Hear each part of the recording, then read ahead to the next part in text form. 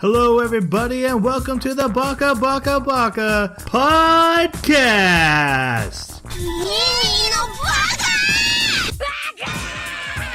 Baka.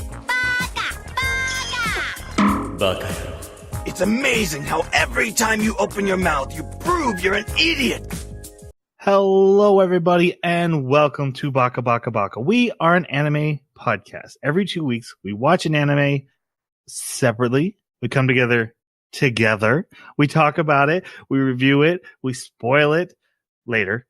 And we ask our audience to fill in the gaps, to tell us where we were wrong, and join the discussion. Yeah, that's how we do it. And also, we mumble and trip over ourselves along the way. We are definitely not a professional group of idiots. I don't know. I think we are professional at that. Okay. We watched the anime Planet with, and we have a lot to talk about, a lot of characters to go over. But to do it, I need to introduce my co-hosts.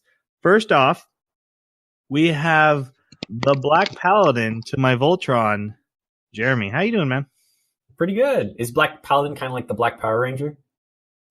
Or he's like no, he's like the Red Power Ranger in that he is the main center unit. Oh, okay. Yes, yeah. That's among the list of anime that I need to watch again. Because I know they've redone it. Yeah. Voltron. Yeah.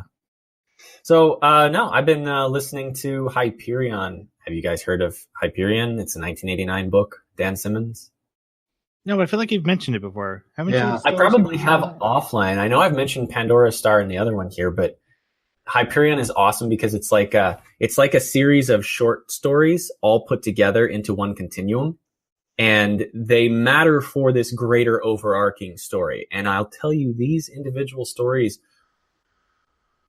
wow, they are tearjerkers. They are drama and tragedy and action, and he has got a really good way with words. That sounds cool. You guys really should check it out. Cool. Yeah. All right. We also have the Green Ranger to my Megazord. Jason, how are you? Doing all right. For context, the Green Ranger was a traitor who worked for the bad guys, and when they saved him and turned him good, he took over the team as the new leader, and Red Ranger had to leave, and then Green Ranger started dating Pink Ranger, and I've never forgiven him, much like Jason for existing. I don't know. You have an unabiding. That was a weird tangent into Power Ranger lore. All right. Well, I've always loved that meme of, the Red Ranger's like red power and the Pink one's like pink power, and then the white one's like, I shouldn't say anything. That's great. Anyway, doing well. I got sucked back in the Path of Exile with the new league. The delve mechanics are neat. It's an endless dungeon, of course. Well, endless. I think it's down to 6,000 is the depth. But it's funny because there was this little chase between the developers and the players at first, because people were like, the developers were like, we're going to set it at 1,500. No one will get there. And like in the first day, people were like breaking 900. Oh, geez. They're like, okay, well, we'll double it to 3,000. And then like last week, they hit 3,000. Like they didn't even get a chance to raise it before they hit it. And so like, fine, 6,000. They were like, we already made our point. Yeah, it doesn't matter how deep you make it. Right. But yeah, it's been a blast. It's like going through the mines of Moria to dig up treasures. So that's awesome. Welcome back. Troy. Is Jason done yet? Troy, I even tried to explain it in a way that was not normal Minecraftiness. Just so everyone knows, I edited that out, but Jason just ranted about PoE for about 5 minutes for no good reason. No, Jeremy asked come on, yes. I blame both of you. You're both horrible. It's like you forget we're doing a podcast. People need to know. Okay. I tried to be quick. I finished the third season. Oh, my name is Troy. I finished the third season of Food Wars. And I got to tell you, in the final episode, the battle music is rising. I'm getting pumped up. and I realized the characters are talking about the endosperm of different types of wheat. Oh yeah. And I'm fired up about it. I'm like, yeah, endosperm, we got him. You didn't yell that, did you? I kind of did. Oh jeez. Food Wars is fantastic. I didn't love the train concept. They did a thing where they like traveling across country just to go to new testing sites, and they had to make the food from each site. It just seemed superfluous. Mm-hmm. Superfluous, yeah. Yeah. But the battles themselves were still great, and like I said, the ending, getting into endosperm, was amazing. Dude, there is a whole science behind this. Oh yeah. Yeah. I learned about like the different the part of the wheat and how it has different properties, because it mattered a lot. and I was as excited as United States of Smash. That's just Food Wars for you. I don't know what to do about it. Double fertilization. Yep. The role of endosperm. Let's talk about the anime that we all came here to talk about instead of endosperm, which I can't get enough of seeing. So, like I said, we watched Planet With. It should be noted this was written by Satoshi Mizukumi, who is I don't want to say super famous manga artist, 'cause I don't think a lot of people know him, but that his work is highly regarded. Like, he's like the indie superstar, right? Like, you probably never heard of him, but he's amazing. The people that have heard of him before he was famous. Yeah. But he's always done manga, and they gave him his own anime to create. So this is his first anime and none of his manga have ever been turned into an anime. So this is what he made, and it was one of the reasons I was excited to hear about this. I haven't read his manga, but I've heard like, hey, this guy's great, and he's made an anime. Check it out. The studio was JC Staff, and let's get into non-spoiler reviews. Jason, what'd you think? I'm normally not hyped. So to preface this, I walked into this with zero expectations. I had no idea what this anime was or what it was about. Title does not help either. No. Right. So when about halfway through, I found out it was more of a coming of age story at its heart. I'm normally reserved, and I don't particularly fond of those because they're kind of oversaturated with those.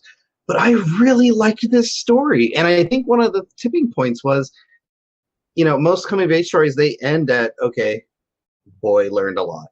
This was boy learned a lot, and then there was more story to tell. So I thought this was very well executed. The battle scenes are fantastic. The comedy is well earned, and the story arcs were just like the character growth. That this thing I harp on all the time. Was really, really well done for multiple characters. So yeah, really liked it. All right, Jeremy, your thoughts? I definitely liked it as well. It was entertaining all the way through. Sometimes shocking in its humor, not in the way that some anime can be shocking, where you're almost like South Park shocking. It's more like, wow, this did not expect that, didn't see that coming. Come back first. And it was strange how similar it was in some maybe superfluous aspects to Dragon Pilot. But yeah, I very much enjoyed it. It was good. Actually, the vibes I got most of it, you actually called out in a text message that it was Gurren Lagann. I started getting that vibe too. Yeah, I thought it was Power Rangers mixed with Final Fantasy, which then you pointed out that Power Rangers is basically an anime anyways. Right. Yeah. I really liked it. I don't have any complaints. I think it's really well made. I think everything you guys have pointed out, the humor works. The characters are great. I almost have nothing bad to say about this. The only bad thing is I think I kind of overhyped myself for this going in, because I thought like, hey, this is going to be like Gurren Lagann and just blows my mind level 2 in a new way. And this took tropes and twisted them and broke them, but I didn't feel like it reinvented the wheel and wowed me like I had thought it would.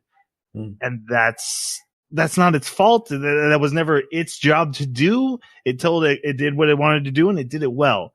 That's on me. but that did happen. Mm. In speaking of tropes, just real quickly, I'd like to mention that I liked that it took that high school trope and didn't spend a ton of time with it. They were like, okay, here's our setting. It's in the background, let you know about approximate age. We're going to remind you of it a couple times just to let you know, hey, these are high schoolers. But that's not what's important. And I like that a lot because there's a lot of stories out there that get tied up into the high school culture. Mm-hmm. So what do you guys think of the opening and ending theme songs? I watch the opening every time. I was so hyped every time. Like every time I heard that music, I was like, oh, it feels like I'm starting up Final Fantasy. The ending was good. I didn't watch that every time, but I did enjoy it. But yeah, that opening sequence was just like, yeah. Wow, it didn't make much of an impression on me. Although the ending sequence, I was laughing the first time I watched it because I was like, "Is everybody gonna cry?" Yep, just about everybody's crying. So I was thinking, I wonder how this is gonna go over. I know I'm kind of bored with this, but I didn't watch the ending sequence anymore, and the anime definitely earned it. It did a good job with the characters when they got to those points. But yeah. Yeah, I'm closer to Jeremy's boat, especially with the music. I did watch the opening a lot, though, because I really enjoyed the visuals and the framing of the characters. I love maybe this is the ending. I can't remember which one it was, where there's a character in the background and then a reflection of them on his mask and showing them being upset. Yeah. I was like, what does that mean? Why is this guy not crying? The green-haired guy, you see his glasses flash. I'm like, is he the true villain? And so I had fun watching that for visual clues, but other than that, it didn't really grab me. He's just too broken to cry. Okay, so let's go to spoiler alert. And there's a ton of spoilers, and especially since when I start this off, I'm going to spoil the entire concept of the show that's not revealed till later in the plot. So to kind of set up a framework for us. So spoiler warning. I thought I'd be dramatic this time. Maybe that helps. I was hoping that you would echo it, warning. Yeah, we don't have special effects. And the dog barking in the background, of course. That's probably my favorite part about this anime was the meowing and the woofing. Actually, that was the one thing I found irritating. What? It was I laughed every time. It was awesome. Woof. Meow. Sometimes, but the thing is if they had held on to that the entire time, I think I would have appreciated it. But the fact that they went back and forth, it was like, you don't have to have an interpreter, you jackass. Yeah, that's true. I think that made it more funny for me. I like it, especially since they're not making a dog sound; they're saying the word meow and woof. They're the advanced, patronizing civilizations of this galaxy. They really are. Yes. So, like I said, the framework of this anime. So I'm going to get into it. Every species in the galaxy reaches a point in their evolution where they develop psychic powers, and you can choose to use them for destruction or love. The ones that have done love have formed a group to police the galaxy and protect it from the destructive ones. And inside that, there are two factions that differ, and we will get into that. But Earth has finally reached the point where they're starting to get psychics, and they're now at this tipping point where they need to be decided. So that is the framework.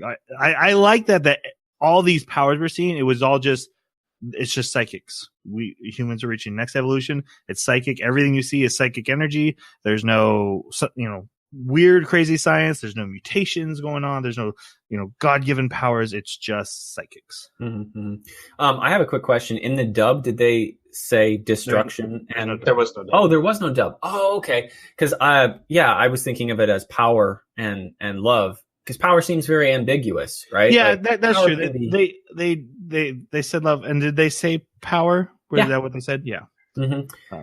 Yeah, they always framed it in chasing after power, as in to use that power to subdue others.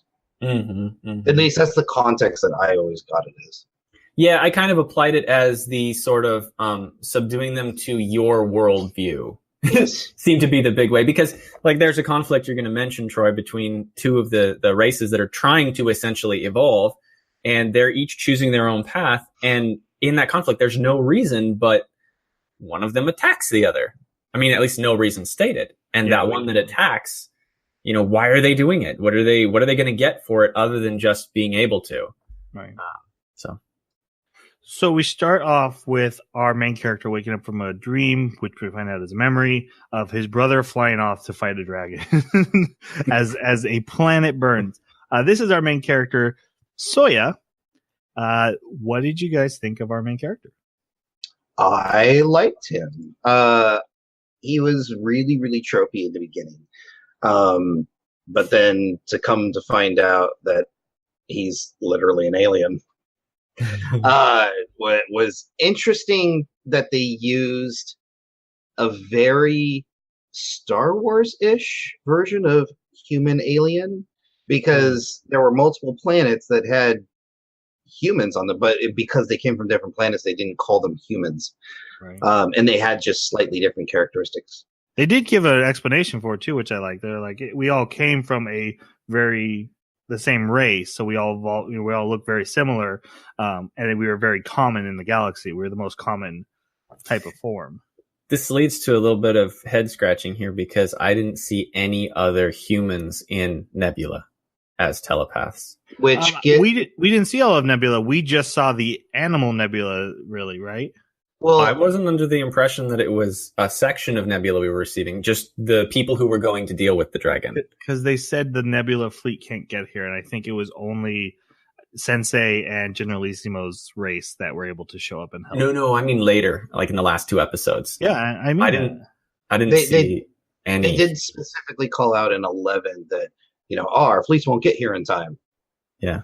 And there were some other, like the one Nazoya was flirting with. She was mostly humanoid with like a bird. Yeah, a weird animal. Maybe that's arms, but she's Egyptian still lore or something. Yeah.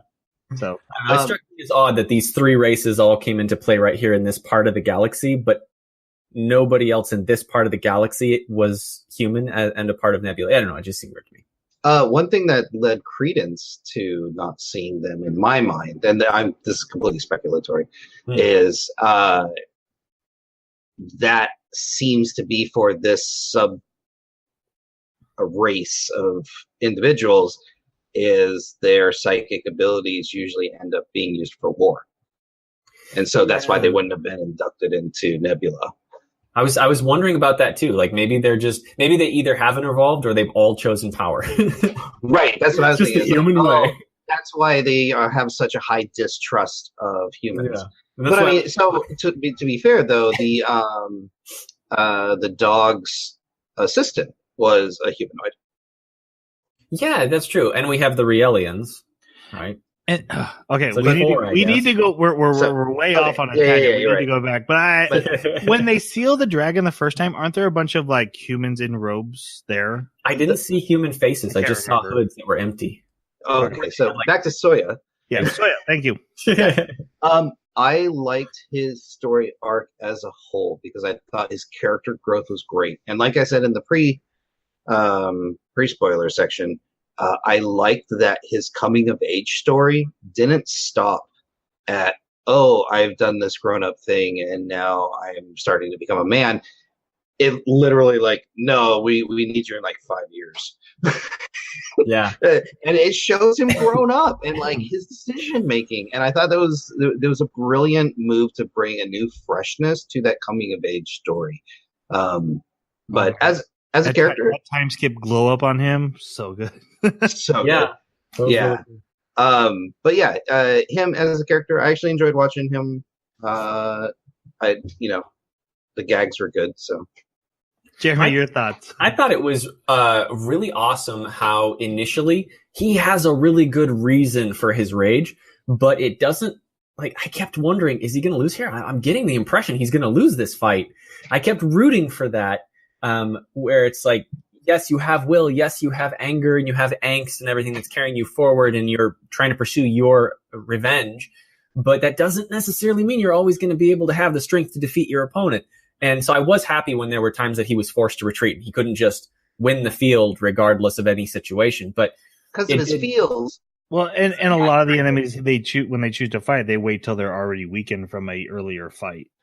There was a lot of tacticalness to him winning, especially in the beginning. Yeah, especially like the very first fight. I was shocked when he beat that guy, and yeah, I mean we'll get into it, but I thought at 10, I kept looking at the episode number, and I'm like, what is going on? This is so weird because this is the end. This is clearly the end. What is there left to do? And then, yeah, it pulled that 11 and 12, and I agree, that was really good. I thought it was over at 6 or 7. I was like, it was like this whole end of an arc, and I was like, where do they go from here? And they just blew me away. Like, and not like mind blowing in a way, but like just the storytelling was really good. Yep. That's where I get my Gurren Lagann impression is when an anime is only halfway done and has resolved its main conflict, and it's like, oh, we got to go bigger. We got to go up in scale. and alliances change, and so that cool. Shows you different facets of characters. Mm-hmm. I do like it when an anime does that. I got the Gurren Lagann from something more superficial. It was first he's in the cat mecha, and then he's in the uber cat mecha, and then he's in the cat spaceship mecha. Yeah. Okay. I like the main character. He was funny. Like you guys have said, his rage felt realistic. His need for vengeance. And I mean, they do this with all the characters. The way they don't hide things behind doors for no reason. This anime starts with a boy with amnesia. He wakes up with amnesia. He doesn't know who he is or how he got here. That's gone by the end of the first episode. He's like, I remember everything. And it's like, oh, I didn't have to wait 11 episodes wondering, I wonder what happened to him. Yeah. This anime does that so many times when they're like, oh, there's a mystery. Well, let me explain it to you. Mystery no longer. But Soya, especially with that amnesia, I think was one of the best examples. Maybe a little simplistic of a character in that, like, he's angry and then I'm sad and then okay, now I'm just a good guy. I kind of was actually hoping in the final episode that he would revert a little bit back to the angry, and there probably just wasn't time for it, most realistically, but it's still kind of what I was hoping for. As soon as they were like, "Oh, I have amnesia," I rolled my eyes. I was so disappointed. But like you said, they resolved it so quickly. I was like, I am so happy we are turning this trope around. So happy. I wondered what humor they were going to make out of it. I thought this was going to be more of a comedy anime. It had a lot more comedy in the first half. And so I was like, man, how are they going to make the amnesia thing funny? This is going to be good. I'm going to pay attention. And they didn't, but they cleared it up. At least the trope was gone. Right. So he wakes up and he goes about his normal day, which is getting ready for school with a meatless meal. A running gag in this is that no matter how hard he tries, this boy cannot get any meat. And I like that it came back to the fact that his race was like aggressive. And the meat eaters. And he's living with a very peaceful vegan. Yeah, her entire planet is vegan. Yes. Yep. So not only was it a funny joke, but then it was like, oh, it actually makes sense for this to be happening to him mostly. I don't think he ever gets meat in the entire thing. I had to assume by the time they don't address it when he's after the time skip. Yeah, I assumed he found himself some meat, but because the first 10 episodes happened in like a week or so, maybe longer because of hangovers. But in a short amount of time. Anyway, he is living with a giant cat person who only says meow. He does not meow. He says meow. Yes. This guy's awesome. Yep. And a gothic dressed maid girl who with a crown. She's got a crown. We will come back to these characters when they have kind of their big moment in the story, but they're definitely worth talking about too. He goes to the high school and he's met by his class representative who is taking a liking to him, made friends with him. Cannot remember her name. I wrote it down. The most important thing to her too. Her name is Takagamahara. Very close. Which, well, okay, that's what I wrote. What is it? Takamagahara. Yeah. The G and the M backwards. Sorry about that. Okay, she would be so upset with you. Also, this is a running gag as well because she goes out of her way to say it extremely slow, and it's like in the dub, it's like dashes in between. So, please understand that I take notes for all the anime we watch. I write down every character name that is said out loud, and this name came out. I'm like, no. No, you are glasses for the rest of this. They did. Her name is Nozomi. So that is how I will be calling her. But he calls her glasses or class rep a lot in the beginning. She ends up being an important character. What did you guys think of her? I thought she was all right. I think when I loved her quirkiness with the cult research club, but I also liked that she didn't end up being a plot device or some sort of Deus Ex Machina or some sort of plot pusher, right? She was more of a support character, and she was really good at being a support character. I also liked that she wasn't drawn in an over sexualized way as the love interest. Even in adult form, yeah. I really liked that she was very much plain, but she was one of the most important people to Soya the entire time through, and I thought the storytelling between them was really well earned as well. I thought her character design was really boring. Well, that was on purpose. Yeah, I figured it was, but still, I couldn't help but be bored by her. She was kind of an anomaly, which was interesting. It was probably the redeeming quality for me because she had all of these traits that would appear that nobody had explanations for. Like she could see something that was invisible that even the best telepaths in Nebula couldn't see. And I think there were a couple other things as well. And I mean, when she was an adult, she was rated as a much higher, stronger telepath than him, if I understand their leveling system correct. Right, but understand that telepath and psychic aren't exactly the same thing. You can be a psychic and not a telepath, and there's the telepath, and then you can be a psychic and a telepath, but you can also just be a psychic. So are we basically saying telepathy versus telekinetics kind of thing? Because obviously he had telekinetics in the playground and stuff. Yeah, so. He's a stronger psychic than her, but her telepathy levels, because her and Benika went off to train in telepathy, but he didn't because he's not strong enough. That's so weird. In the final battle, there's a group of telepaths, but then there's also psychics doing other stuff. Yeah. So that's interesting. I'd like to see more exploration of that, but she was just kind of boring for me other than that. Man, Jeremy has something against girls in media that get power really fast. Oh, that's what it is. She's just another Mary Ray Sue. So you're welcome, Troy. I watched Solo today, just so you know. You watched it again? Why would you subject yourself to that? Because I like it. I like Star Wars. To each his own, I guess. I mean, there's people that love. I'll take the path of love here. Okay. Very well done. Thank you. Oh man, I actually kind of agree with Jeremy though. I really like what she meant to Soya. I liked when they were doing stuff like she can see this invisible character because he can see it and she's nearby and she's the only character who can do that. I like that she was the thing that made him into the good guy we needed him to be. Otherwise he's going the way of the bad guy. And I liked her character moments. But as a character herself, she's kind of just there to get Soya to be the hero he's meant to be. So,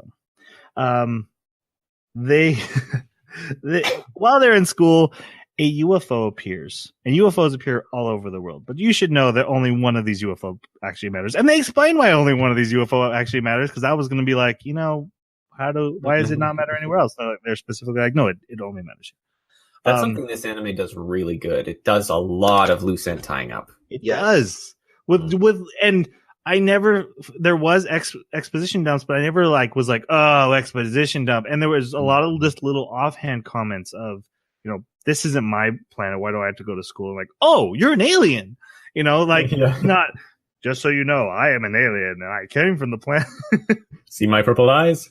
And my pointy antenna. That's right. And if you want to know more about plot holes, see our episode from last week. That's right. So the first UFO is a giant teddy bear with human baby arms and legs.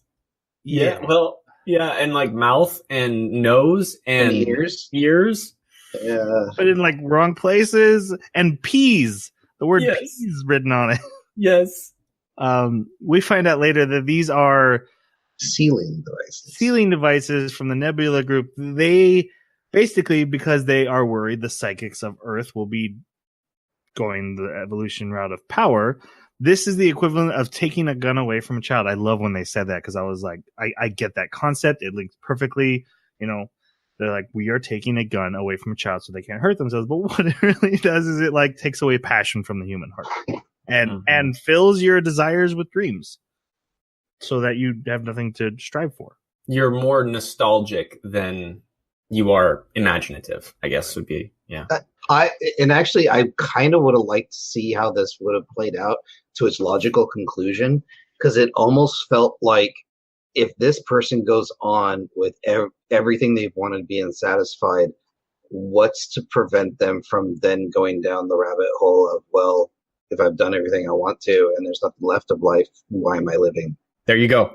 That's one of my, I think that some of the ethics of not the writer, because I think the writer is expressing his own separate view of this situation, but the factions within the anime, I think they have a very naive extremist view in all directions. And it's absolutely fascinating to me. Yeah. One thing I thought was really fascinating was that this, I said that when I first introduced, it's a non-violent alien invasion is how this is presented as. Like the Air Force jets come in and start attacking it, and one guy gets hit and he has a dream about his wife and child. And he's like, I'm going home. They're like, what do you mean you're going home? And it's like an alien that can beat you without hurting or killing anyone. But then, like you said, there is a very moral question on that. As someone has been watching The Good Place and dealing with ethics and morals in every episode, like that was hitting all those, like, is that the right thing to do? Exactly. Yeah. I mean, is it even the same person once you take away all the motivations? Right. Or have you made a zombie? Right. Luckily, 7 mystical warriors show up to battle it in classic anime style. So good. And Soya's watching all this on the news. These 7 characters form psychic mechs, basically. And they run the gamut of character types. That's what's so awesome about them. Like, you see them standing on the dock, and the news person's like, and there's 7 people on the docks. What's going on? And it's an old man and a young man and a guy with long hair. And it's great how it just goes through all the bullet list. A cute girl, a tough girl, a cop girl. When they go there, one of the first characters we're introduced to they're called, what are they called? The Guardians of Light? Great Paladins. This is the Great Paladins. Is Torai, and he flies inside, and he's hit with the ceiling, and he sees his mom, and imagines saving her from a fire and getting to say goodbye to her, but he manages to destroy the illusion, destroy the device, saves the day. And this was so confusing because he shatters this illusion, and then this bear baby arm thing, which, by the way, is like larger than 20 aircraft carriers. Like, this thing is enormous. Then just tears asunder and explodes into cotton. Yeah, just like the missiles that they shot at it turned to cotton. Yeah, like no destruction, no aftermath. No, it's just a poof. Yep. What did you guys think of Torai? We have a lot of characters to go through, so yeah. No, Torai was good. He's definitely the mentor character, but he was kind of flat as far as a tropey, mentor. I'm going to save the day kind of character. I thought it was interesting how he filled the role of dead brother for two people, which was crazy. I really enjoyed how he is like, I'm the hero. I have the correct moral compass. I'm the good guy. And in the first episode, our main character comes up and beats the crap out of him. Steals his powers and says, "Get out of here. I'm going to beat every single one of you," which is what happens. While this guy's going home, Soya appears wearing a mask that hides his identity. And Sensei, the cat, eats Soya, turns into a cat mech. Dragon pun. And they have a battle. Soya wins. The Ginkgo, the maid girl, steals his vial of magic dust, and like he says, Soya gets his memory back, and he's like, "I'm gonna beat every single one of you and get my revenge." I also love, like, right in this is the start of the next episode, like, Torai was the strongest of us. Yes, I didn't expect that. I love that they were like, "So what happened, Torai?" And he's like, remembering, and like everyone has a cat face. Even the cat. Yes. Has a cat face in front of him to hide their identity. He's memory jamming. But I was really confused because I've never seen an anime be so bold to literally nix one of the characters it just introduced as one of the powerful characters. Just like, bam, your powers are gone. Right, so we're introduced to the most heroic, most powerful character, and he's taken out immediately. Yep. And of course, he's not dead, but powerless. Yeah. And then also, like, we're wondering, is this group the villains? And this group is like, no, you can still be a part of us. Like, we're not going to kick you out just because you don't have powers. We're here to do a thing. Like, we're a team. Which then you start grappling with, well, are these good guys or bad guys? And then if these guys are good guys or bad guys, what does that make the thing incoming? Like, what? Like, what is going on? Yep.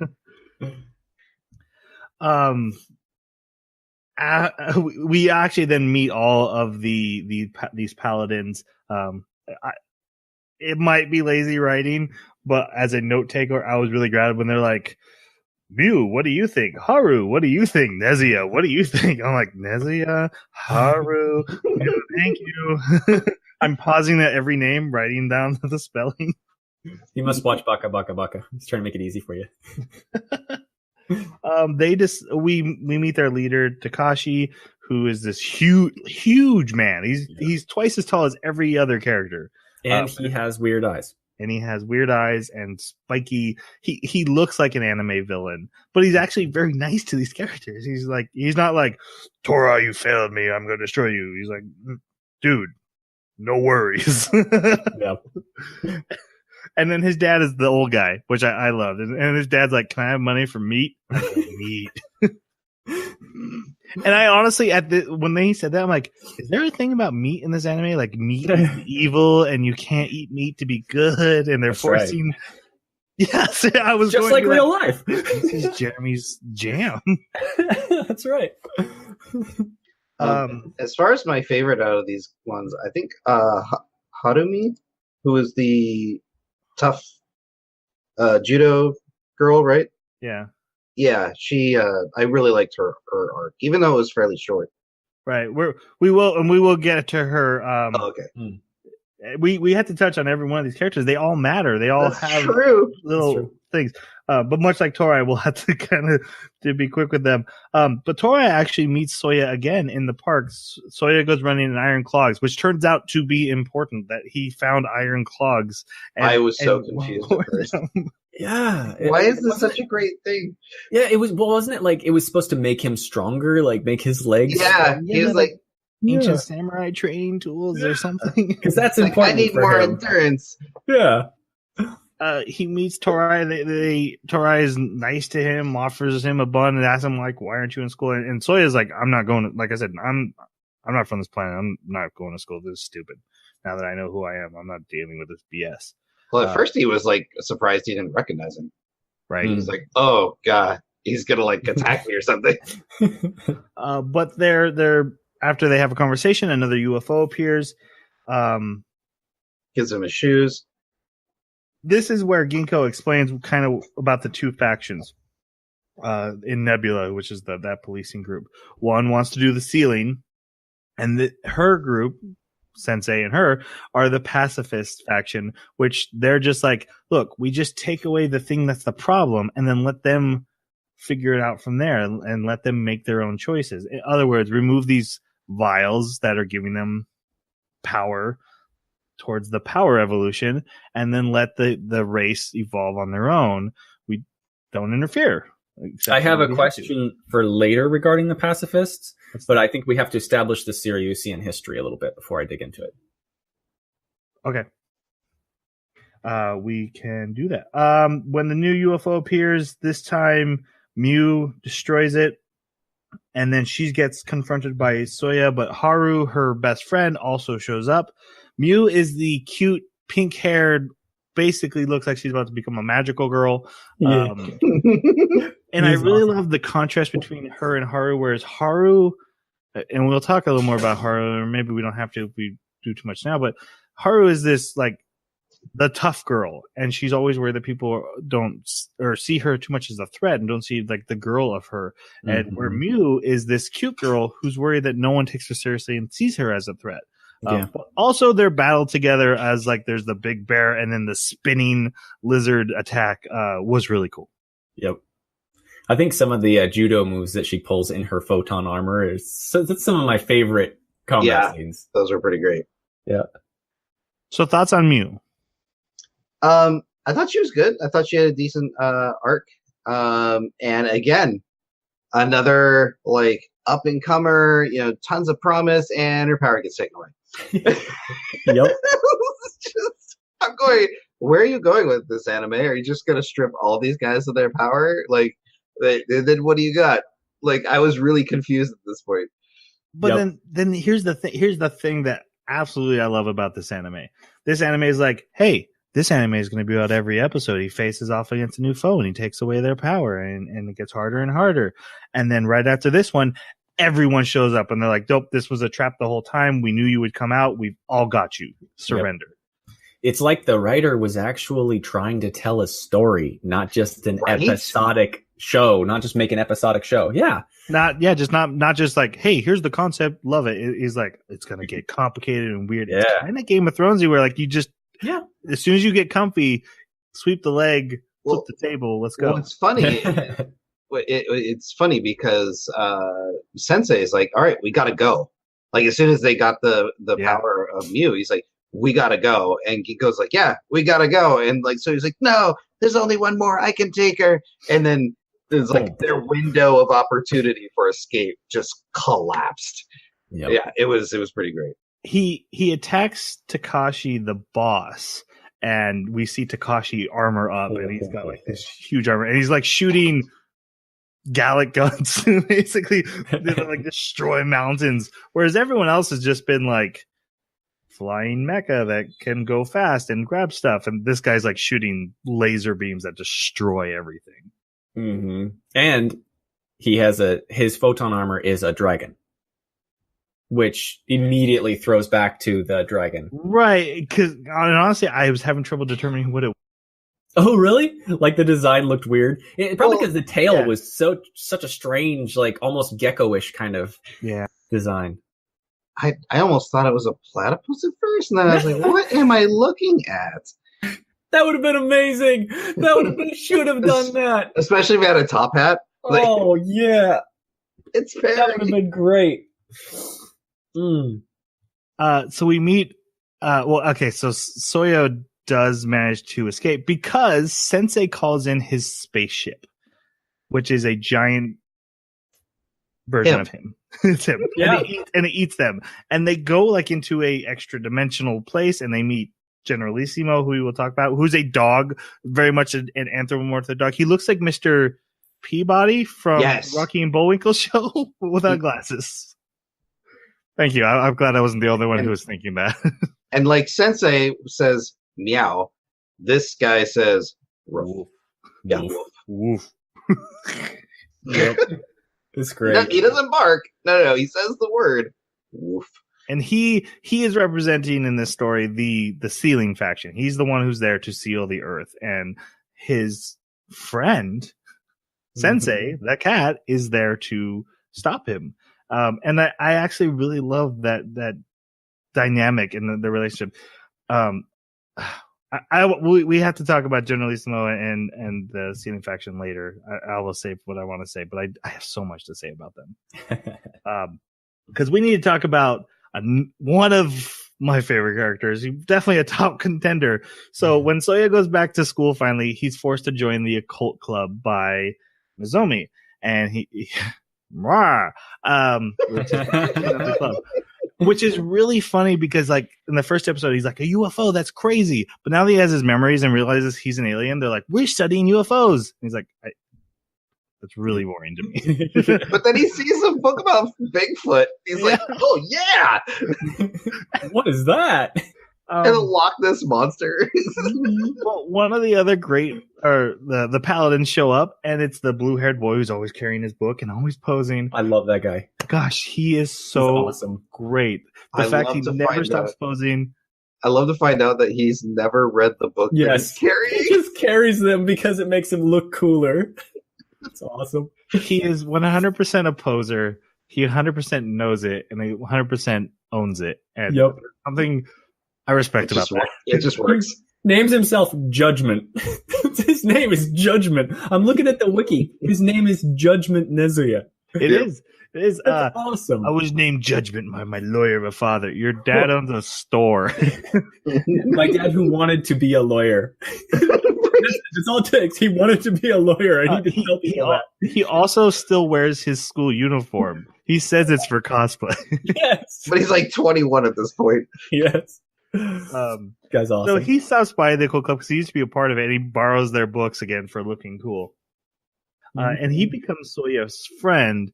So when the next UFO thing happens, Haru goes in. Yu's friend, Haru, goes in, but he goes in as well. And we see it first from Haru's point of view, where she sees her illusion and her ceiling dream, breaks it, and we see Nezuya falling out. And the next episode starts from his point of view, where he saw his ceiling dream and he gives into it. Made me love him even more. I know, me too. It was a harem. He got to have a harem, and he was like, yep. I'm going to be sealed. I'm happy. I'm staying in this dream. He had this look on his face like, I know this is fake. I know I'm here to do a job. Yes. But I'm here for that now. And, like, what isn't fake about him, too? Like, he's the perfect victim for this. Everything about him is fake. He cosplays all the time, right? So why not stay in a dream? Yeah. Yeah, it makes sense for his character. Yeah. But so his fate rattled me. Oh, you mean just seeing what it meant to be sealed? Yeah, and the fact that I thought this, I don't want it's spoiled, but I thought this character was done. I was like, oh my gosh, they took one of the best, most eccentric characters yet, and they just normalized them and sent him away. And I was like, yeah, oh no. And when he comes back, I was like, yeah. Yep. But that's what got me thinking. Like, here's this somber person that has had all of his dreams fulfilled. What's left for him? Depression? Like, I had some real concerns. Like, there's some very deep moral questions to answer with this type of invasion from these, the Ceiling faction, loving aliens. Exactly. Yeah, and the light in his eyes dies. I swear they drew him in different colors. Like they made him more pale, and yeah. So Haru, after this, then goes off to fight Soya. She wants revenge for what happened to her friend. And in the fight, he manages to take off both her arms, and she regrows them, and they're dragon arms. My heart dropped when that happened. I was like, oh, that's not good. And basically she goes feral, and her mech turns into a dragon. And what was really cool is this shows that, like, especially with what we learned about the dragon later, is that the dragons within those who are aggressive and attacking and stuff like that. Even though it's probably also compounded by the fact she wears dragon skin on her in her charm, right? Oh, yeah. That's what the flakes are, right? Sand. It's they called it dragon sand. I don't know if I ever heard. He specifically said he sent it to Earth to stir. Yeah, we need to talk know about it's that from too. him. Yeah. Before I finish off this fight, what did you guys think of Haru? Any extra thoughts on her? I liked her as a character out of all of them just because she had a little more complication as far as her arc. Because, yeah, she goes from I'm big and tough. I don't like to be considered big and tough all the time, but I want to protect my friends, especially Miyu. And then it turns into this protect turns into rage, which turns into feral, which turns into I lost myself. Now I'm attacking everything I see. The logical progression was great, and also the consequences of this of being a psychic were real and tangible at this point.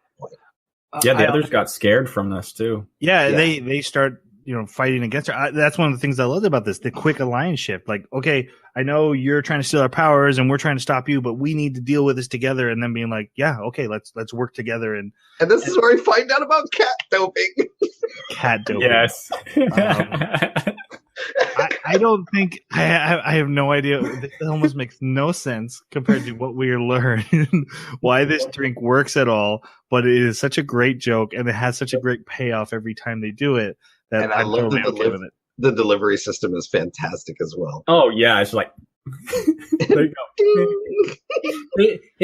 This is why it reminded me of Gurren Lagann, because I'm like, there's no sense to why you're making this transformation. Like, it doesn't make any sense, but I'm still enjoying it, and you're making me laugh because there's consequences to doing the transformation this was the first time I realized that Cat Boy could not fly like everyone that's else. what I was about to say. Like, why can every psychic in this anime fly except for Sensei? Yeah. And well, Sensei can if he's doping. Yep. Which comes out in like a can of beer that they eat. They don't even pop the cap, and it really looks like a can of Four Loko. and the fact they're like, you're gonna have a hangover over this, and so he's like, what's a hangover? They're like, you're gonna hate it tomorrow. that hangover. It was very important to have for this. Yes, that too. So yeah, you're sacrificing, and it's not something you can do constantly. But it's also very funny. Yes, I loved it. God, they were out for what, 3 days? Yeah, it was pretty bad. I know, a day and a half before we got to see them again. Yeah. It was great. Mew and Torai come to the battle to emotionally help, and basically Gingo grabs Mew and is like, throw us at the dragon. They get eaten. They go inside. They find. Hey, hold on. You skipped a really great part. Because Soya's like, hold on, you want me to what? And she's like, yeah, no, it'll be fine. Just throw us. He's like, I am not responsible for this. Yes. That was pretty good. Yes, absolutely. But yeah, they save her with the power of friendship and turn her back into normal. I'm getting flashbacks of Kisniver and Flip Flapper and another thing I loved. It made sense though. This was earned. I think it's because it was a blip instead of the entirety of the series. Yeah, that's right. So one of the things I love, Benika, who has just seen this, then goes to Takashi, the leader of the Paladins, and says, "What is your goal? What is your objective here?" He's like, "I'm trying to take over the world." She's like, "All right, then I'm out." He's like, "All right." Like, no secrets, no, what is this guy doing? This guy's like openly saying, guys, I'm trying to take over the world. Mm-hmm. Not for evil, not to destroy humanity, but to protect humanity. He wants to help people with his power, but he is trying for world domination, and he's not hiding it from nobody. This felt like a non-violent Injustice Superman. Yeah. Like, this was like, everyone's going to follow my way because I'm going to take over the world, but we're going to do it peacefully. There's a Superman comic. There's a Superman comic where he crashes in Russia, and he does that basically. And yes, it reminds me of that too. Right.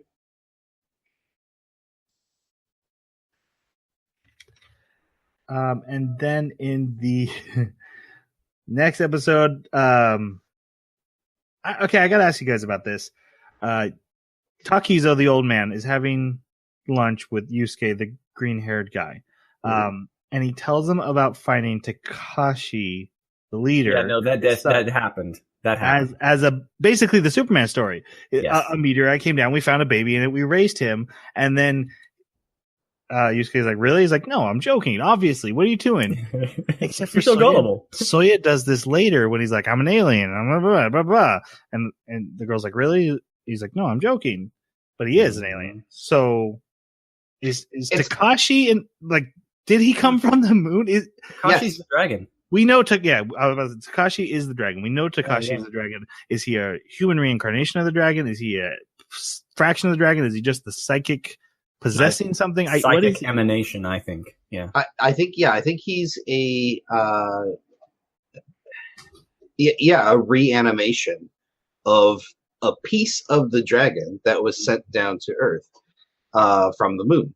And because it's confirmed in his death, and it's confirmed later that the old guy did raise him. Mm-hmm. Yep. Yeah. And his eyes are different, just like Soya. That's true. I mean, 100% he is the dragon. I was just wondering whether or not they decided to make him the dragon. Yeah, I think Jason's got it. Okay. Yeah. I mean, I hate those words, but so does my wife. Don't worry. This is where we see Nezuya. He's normal. He returns all the books he borrowed. Everything's back to normal for him, except for his weirdness is gone, and everyone's kind of like, "Why is he so normal?"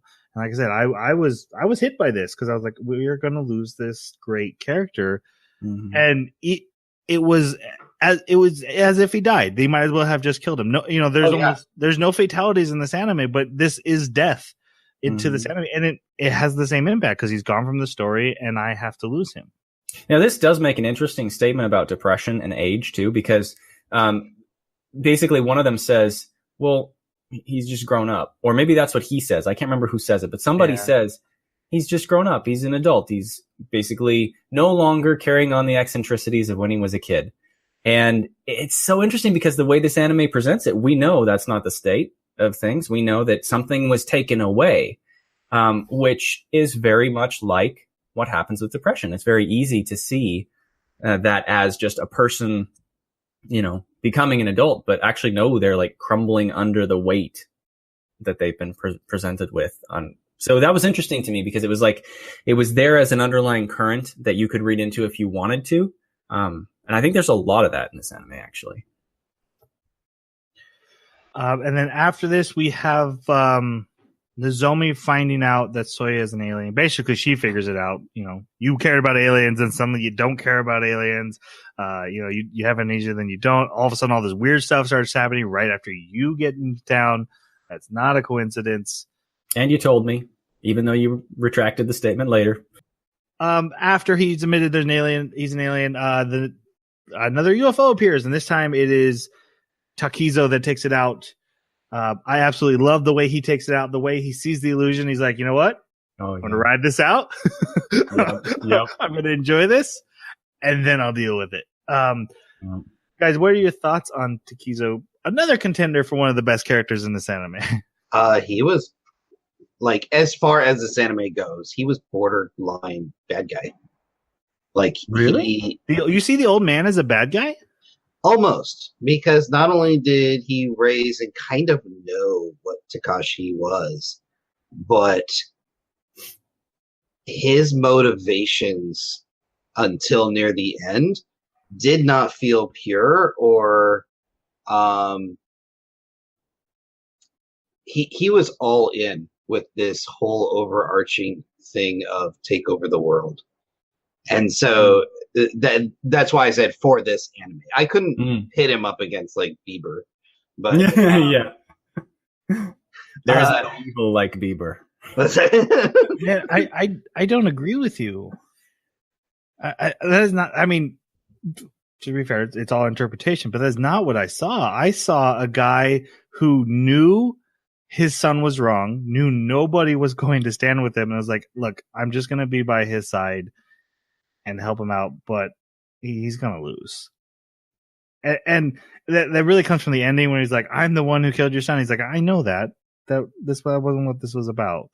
You know, like, man, I get your point. He was okay with his son taking over the world and he wasn't trying to stop him, but he just felt like a dad trying to be a good dad. Like I don't see him as a morally bad person in any way. I didn't get that. Like I said, that's why I'm saying borderline. I didn't think he was a bad guy. Right. But I think his choices were further on the non-moral spectrum. But I thought he was funny. I thought his gags were pretty good. Mm-hmm. And I really liked it when he was fake dead.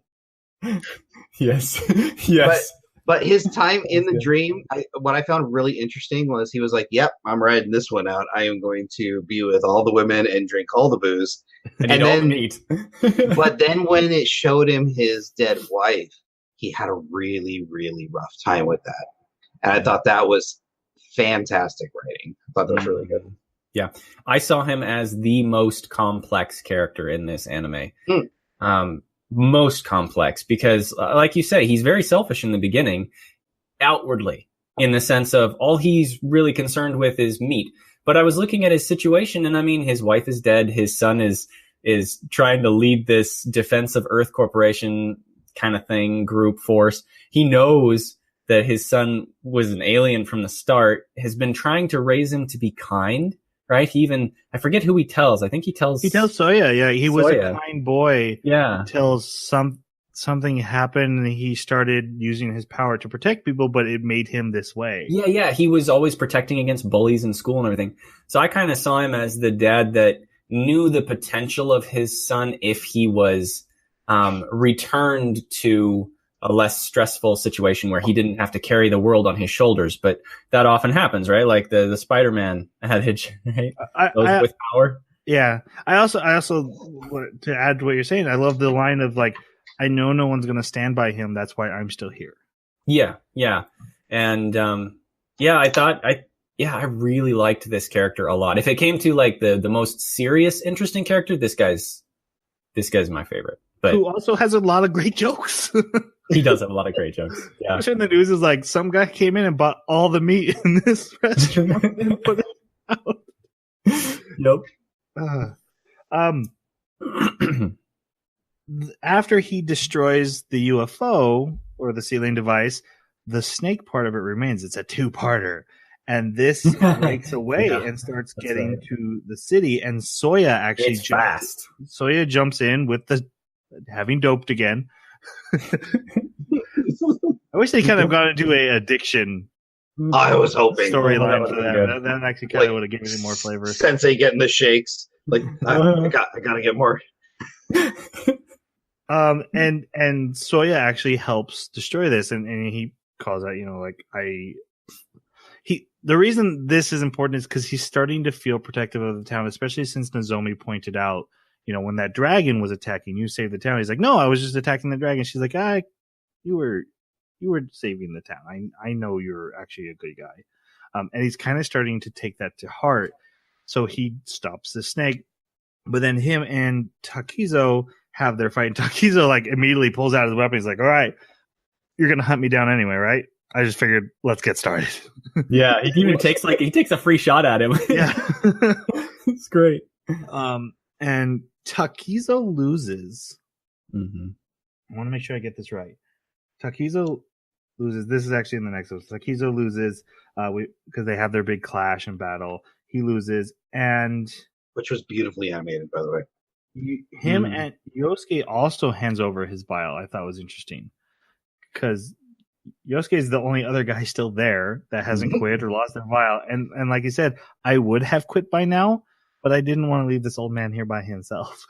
Yeah. And so when Takizo loses, he's like, I give up. Yep. I'm not going to be the last guy, which was really interesting.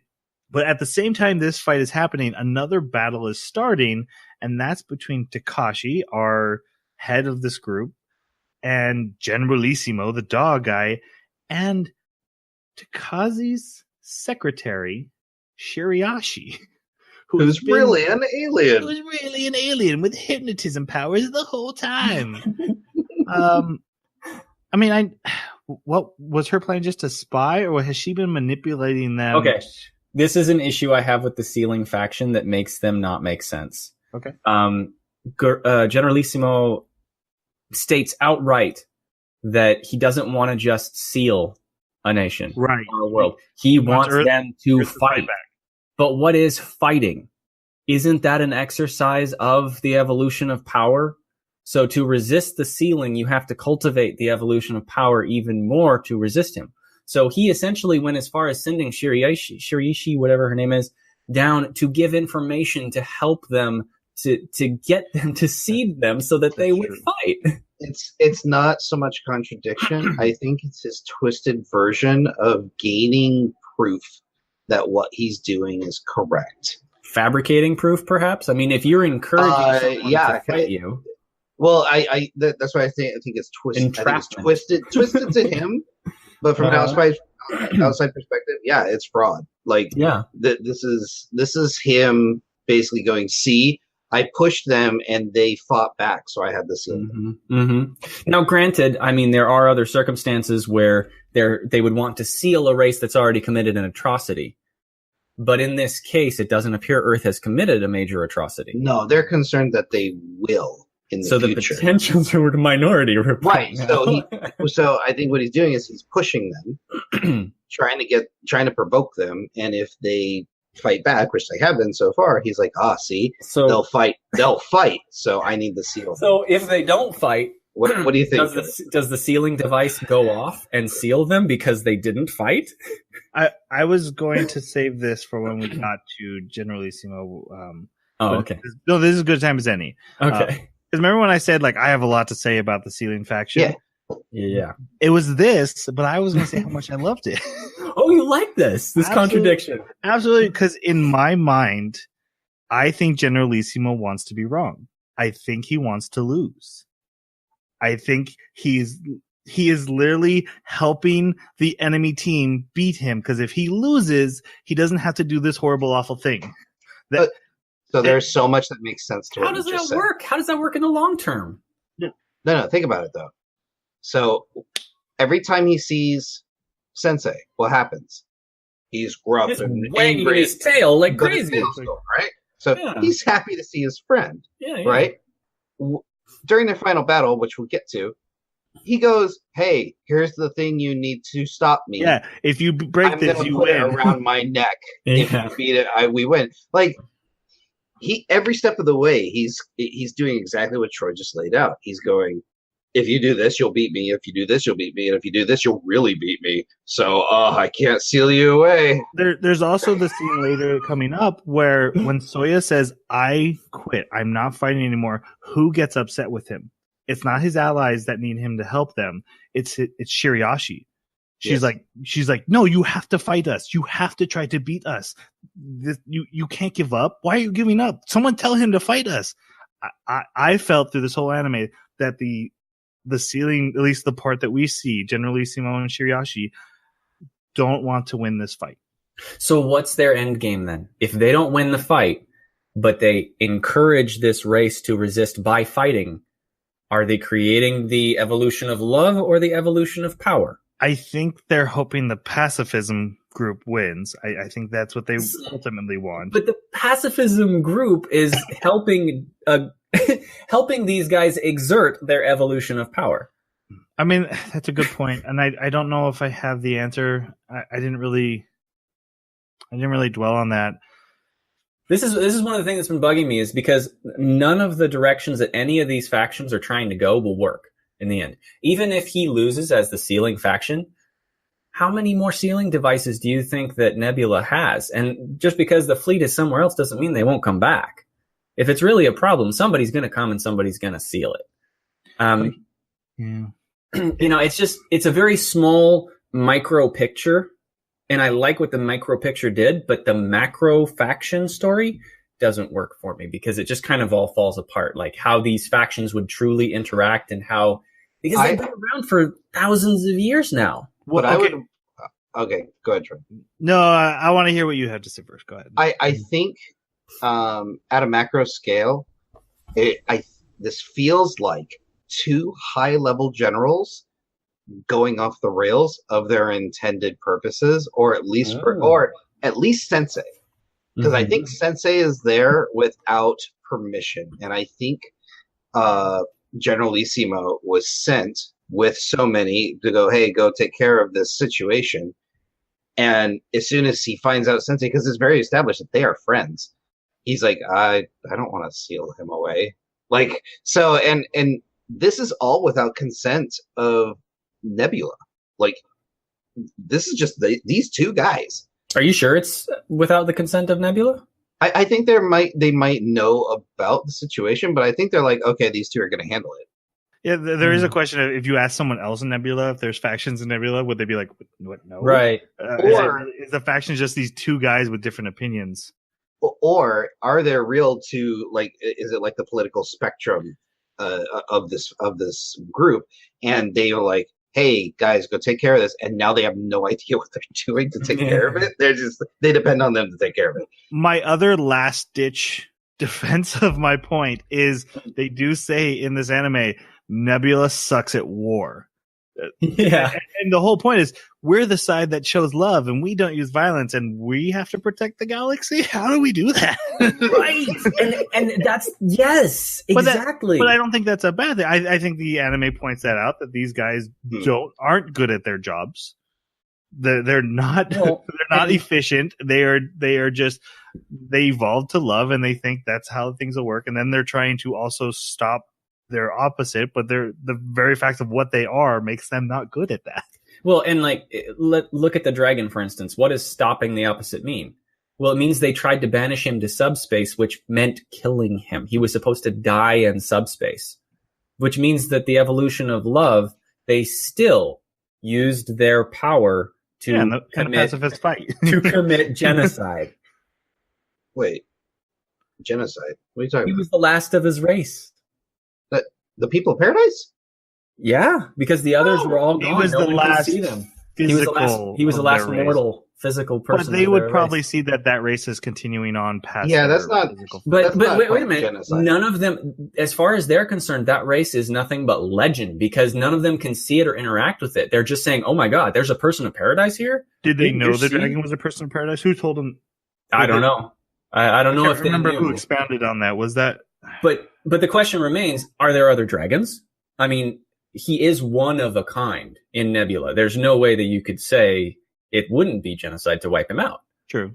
So they were willing to take out this one-of-a-kind creature and force their worldview, which I agree with them. You can't let this thing go on a rampage, kill whatever it wants. Annihilated a planet. No, I'm just saying that when it comes to looking at their faction morality, they're hypocritical. They can't. But isn't that the whole point of the anime?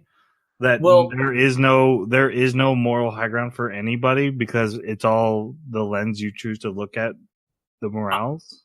I think that one line, that's Lieutenant Morales on the field. I think that one line in the anime leads to that conclusion, which is where that person of paradise says you make the decision. And you can conclude that if you want. And yeah, I like that. But I'm looking at the factions as like, what do I think of their individual morals? What do I think? Are they hypocrites? Are they able to stand on them? Were their morals good? And that's all it is. It's just an evaluation of their morals failed because they couldn't keep them. In order to accomplish what they needed to do, they had to actually break their own moral code. I think it's a very fair analysis. I don't think it's. I think the anime writer would be like, "You got it, nailed it." That's what I was hoping to pick up on. Well, if that's what he's after, then hey, great job. And I think the pacifists are even worse. But carry on. I mean, that's like I said. I do think that was the point. If I'm understanding you right, I think. Yeah. Jason, anything else before we get back into this fight? We are on episode 5.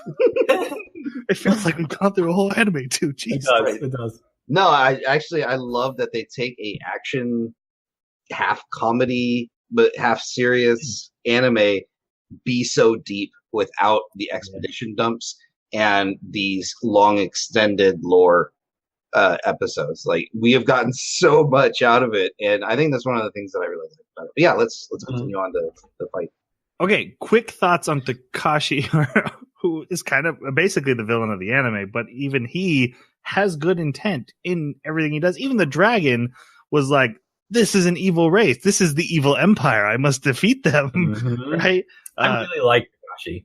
I can see where he's coming from, and even though I don't agree with his absolute extreme eliminate all personnel of that group, it reminded me of Tanya the Evil, right? It reminded me of the discussion we had about her views on taking out an entire enemy city instead of just a military installation. I mean, we're talking wipe out children, old people, civilians, right?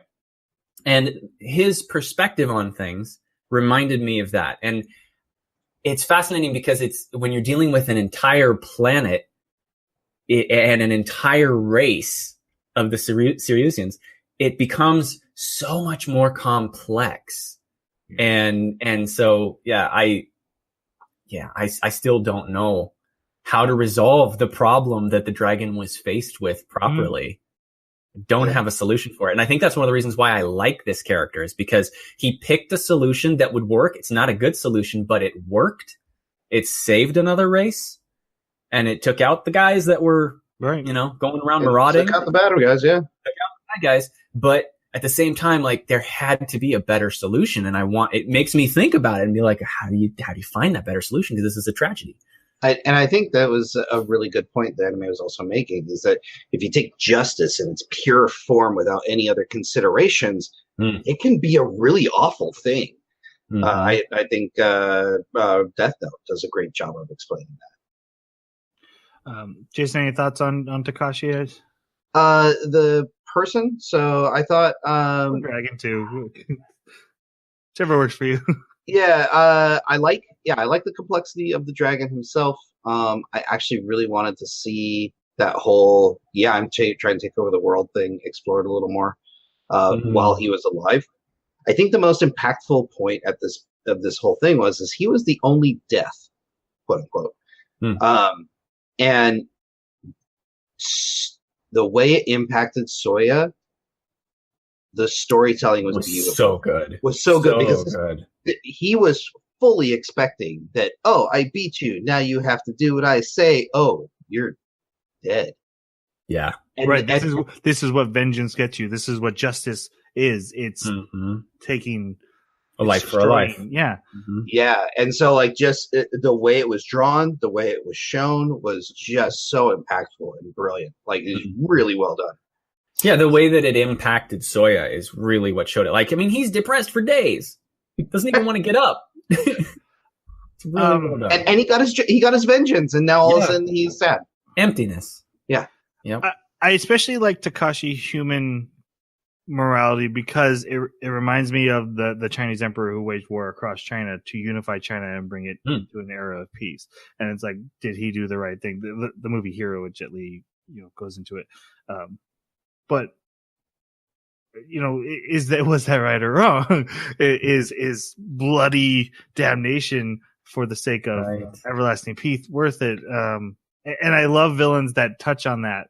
I always have, because there's a real historical figure. It's happened in real world. We've seen this happen, and where do you stand on the morality of it? What is the ethical thing about it? Okay, so Generalissimo fights Takashi. Takashi goes into dragon form, and then Generalissimo basically teleports him to Soya to fight. That was great. And like goes up into space, like, I'm gonna just watch it up from up here. He's like, alley-oop. So Sensei and Soya have to fight this dragon, and there's a big moment of Soya in the fight protects the city, goes out of his way, because Takashi is actually destroying the city in the fight and using it as a tool, a tactical advantage. Now the city's supposed to be evacuated at this point, the areas that he's shooting at. Right. That's true. But Soya still made a effort to defend it. Because again, that's something that's been coming up with the Zomi, of him saying, I'm just here for my vengeance. I'm not here to save anyone. She's like, no, I can tell you're trying to save people. So he does do that. And I love this final hit when he pops out of the mech and comes in with the iron clog and just smacks him with it. To do his own Giga Cat hammer. That also felt very Gurren Lagann. That's very much a thing of popping out and using a physical attack to win. That is very much a Gurren Lagann. So, yeah, like you guys said, Takashi dies. Now, was it that blow that killed Takashi? That was my understanding. Or the use of his psychic power. Sure, it might have burned him out, but from Soya's perspective, right? He was still alive at the time he impacted him with that. Yes. Ooh, that hurts so much. Soya feels like he killed him, no matter what action. I mean, it's one thing I get. I don't know. Psychic abilities and stuff seem so distant. Being in a mech's cockpit seems so distant. But actually holding a chunk of iron in your hand and socking somebody alongside the head and then they die seems so personal. Yeah. I could see that having a much greater impact on him. Especially his bravado after the hit. He's like, haha, now you have to do what I say. I beat you. And then he's just like, oh, God, I killed him. Yep. But he turns to sand, which was really cool because it's the same sand as what's in the vials. Right. And that's when I was like, oh, he is the dragon. It's not, he's just it's not, he's just sand. Like, yeah. Yep. So. The next episode, so again, this felt like the end of an anime. I remember texting you guys going, where do they go from here? They just finished there and like, problem, bad guy, beat bad guy. Like, what? Yep. So we get the backstory of Ginkgo and Sensei about how she is from a planet that was peaceful and had used their psychic powers for goodness, and they were being attacked by Soya's home planet. And that's what caused the dragon to go to Soya's planet and kill everybody. She teamed up with Sensei, who had showed up to save her, to go to Soya's planet and try to help stop the dragon because she also has psychic powers. They find Soya, the last survivor of the planet, and they take him. I absolutely love Sensei's talking to the dragon, like, I'm going to raise this boy, and I'm going to show you aren't right here. You wiped out a race that could have been good, and I'm going to prove to you one of them could have been good. This is where I kind of fell in love with Sensei, because up till now he's been a mech and a joke. But this is where you realize this is a guy who's making decisions, who's got a morality compass, who's doing his best to do the right thing, for better or worse. And I was like, oh man, this cat that's been hilarious up to now is deep. Yeah.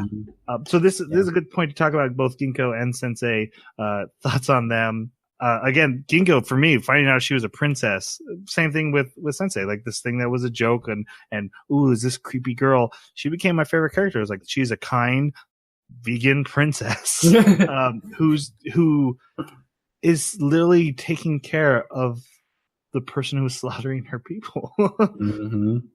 Yeah. The as you said in pre-show, like the sleeper storylines, made me care about these characters. Like, so when he was having his, they were both standing behind him and being like, hey, we need to fight. And like, I was more focused on Soya because I was like, oh, here's these two background characters. After this, I was like, these two characters matter in a big way. And also from this point on, they are less and less of a joke, even though they get their gags in. They are so much more important to the story and so well earned. I thought it was really interesting. This is where I started actually exploring the ideas that the different morality from the factions presented. And I don't understand where Sensei's perspective comes from as far as like, what is his threshold before action? And what would that action be? Because yes, we can all agree that the dragon was overboard His reaction was way overboard. But at the same time, with the Sensei, the Cerusians were attacking Riel to the point where they had cornered the princess, right? I mean, how far do you have to get past defenses? Now, we know that Riel had made a commitment, basically, that they knew about Nebula, were in contact with it, and were trying to deliberately pursue. Yeah, they deliberately wanted to follow the evolution of love. So these are entirely peaceful. There's no way that they could have provoked the Cerusians. So this means that the Cerusian fleet was around Riel attacking for no provocation, no reason. So how far did Sensei let it go?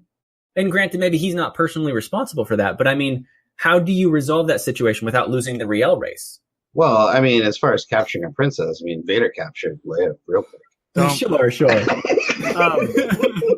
But I mean, just in the sense that I wonder how many died on Riel, Right. But yes, I would say we see where he feels the call to action. He showed up on Riel to stop the actual act of death, but then he was like, he probably would have been like, let these Cerusians, go back to their ways.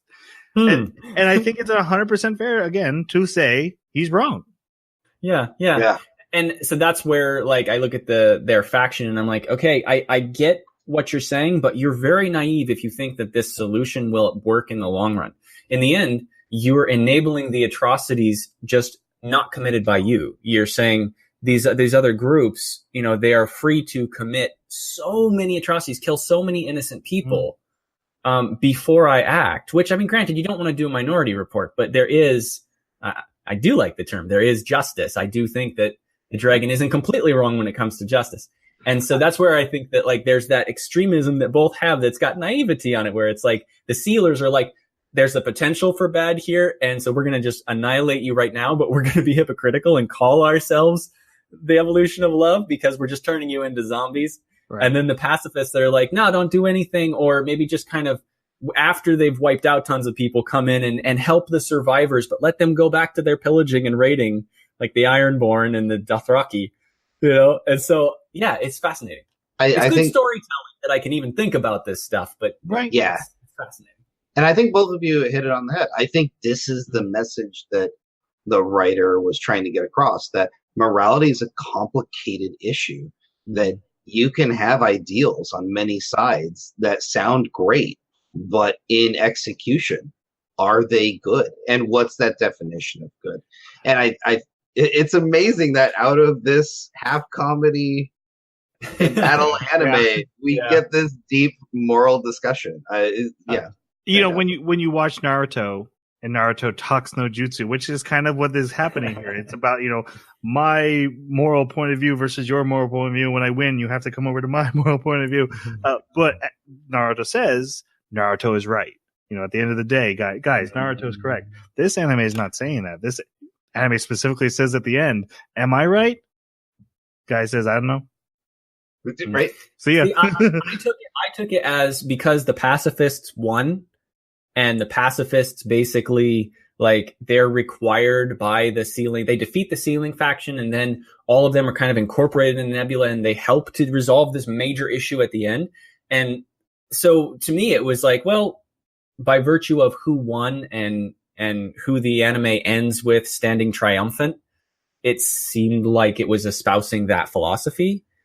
But I do agree that there's that one line which leads to the conclusion. I would say 100% that is what it's doing, and then it throws in that one line to say, yeah. Yep. Was this right? After the big flashback, a new girl comes to school. Shiriashi. This is awesome. Who's there to screw with Soya? She wants to manipulate Soya into the next phase of the war. We find out she has recruited some of the paladins to join the Sealing team, and she's like, "Okay, let's start the next version of this. We haven't lost officially or won officially, so we can't finish the Sealing. We have to continue this war." I don't know why it doesn't work on Nozomi, the hypnotism. Because she's a level 8 telepath. Because her telepath is so strong.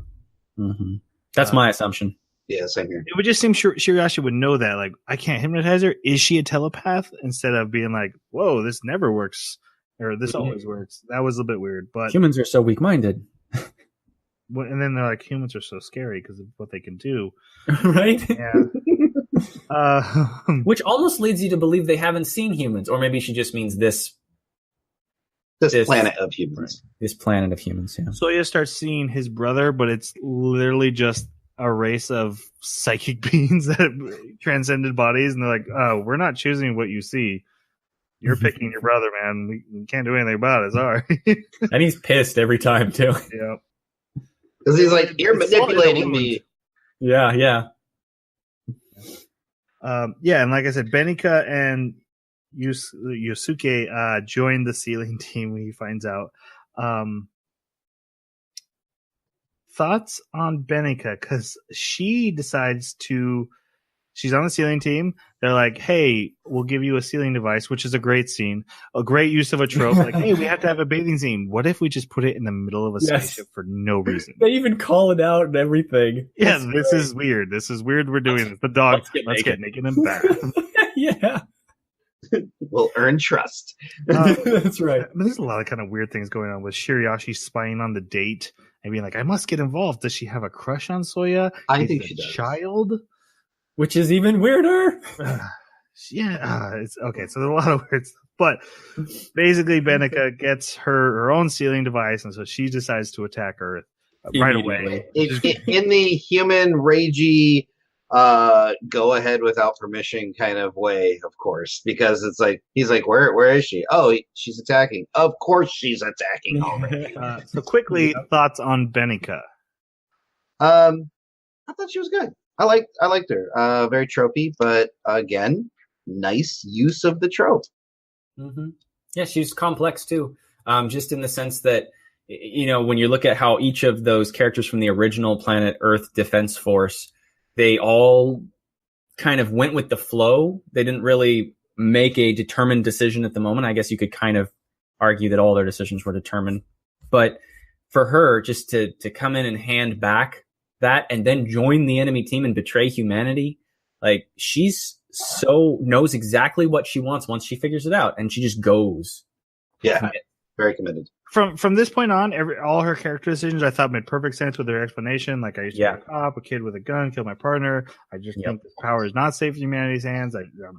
But it does super conflict with everything. So like up to that point, like you said, she was just kind of going along with this, and she says because she thought I can handle this. But she saw that dragon.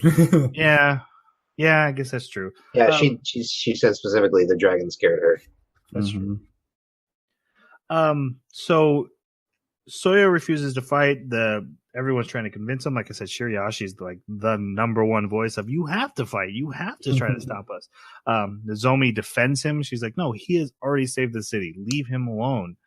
And you know what? Torai shows up just kind of randomly and is like, kid, I'll save the city.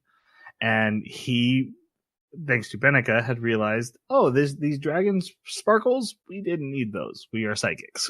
We can do this anyway. And so he builds his full-time armor, and he goes and he beats Benika. And he points out, you kind of wanted to lose. Yeah. You really told me how to beat you. I think it's also funny now, they don't have to go into the sealing device to beat it anymore, because they realized, oh, you could just blow it up. Because Soya did that with the snake one. He didn't go inside it. He just cut it open. And they're like, oh.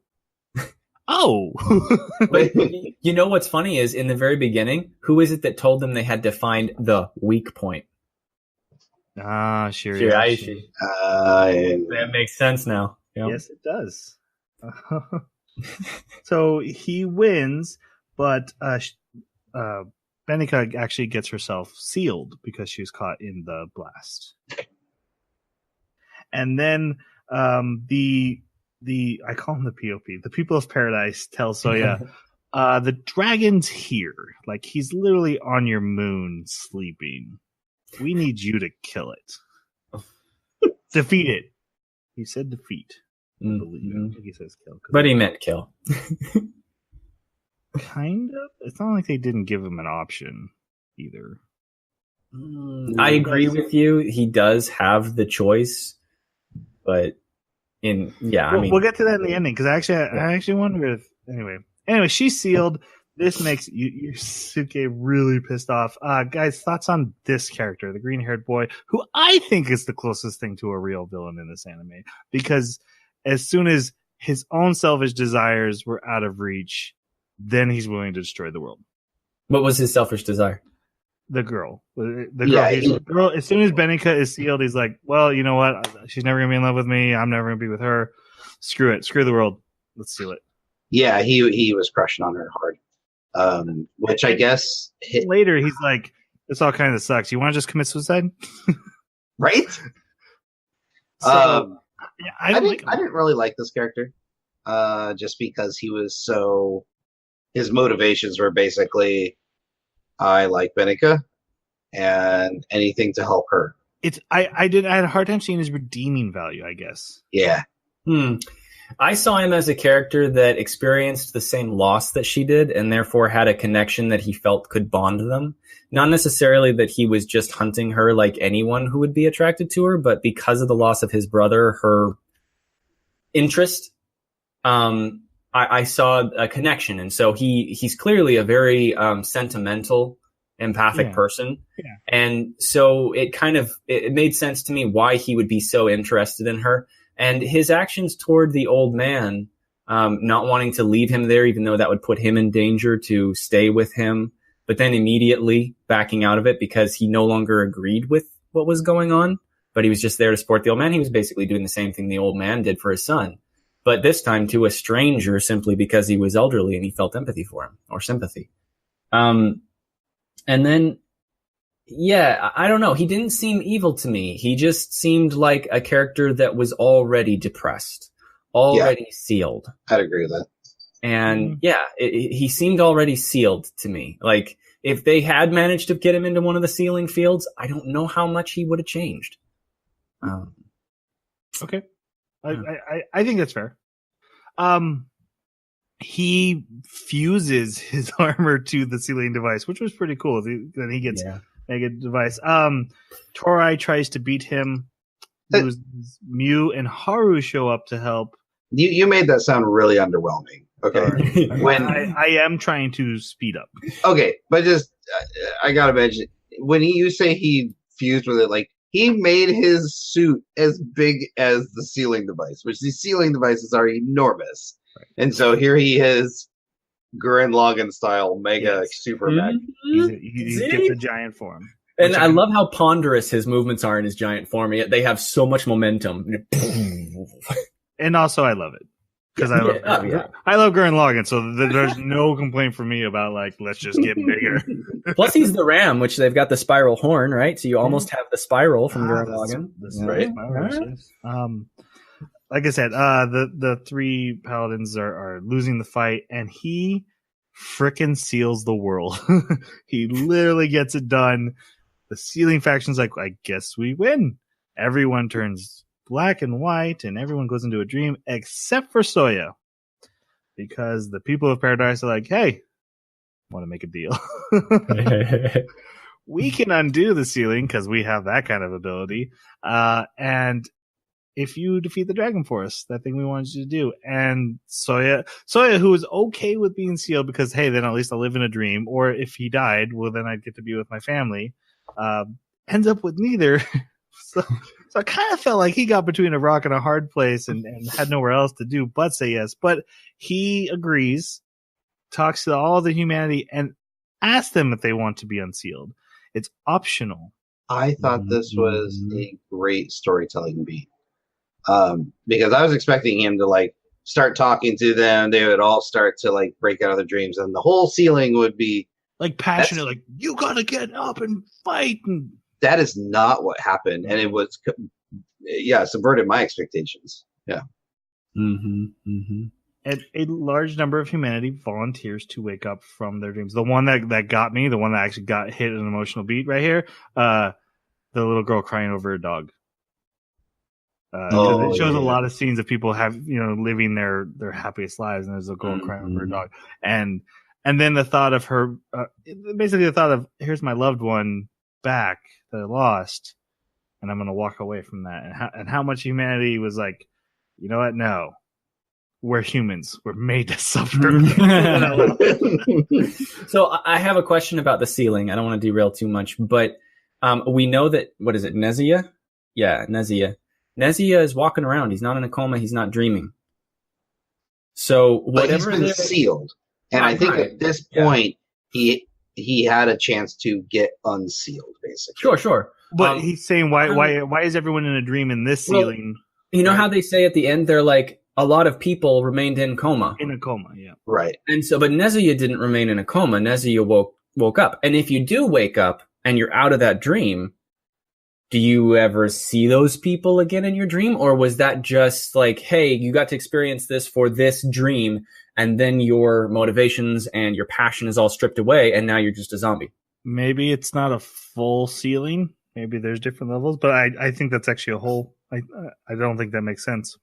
Mm-hmm. I hadn't thought of that, but you're right. They 100% say the people who are sealed are in comas, and then we've had characters be sealed. They didn't wake up. Oh, so wait, 2 steps back. All the people that were sealed before this were in a deep sleep for days, and this had only been like a day. So right, them calling it coma. They say 5 years later, some people are still waking up from their comas. Oh, yeah, maybe it's the level of sealing.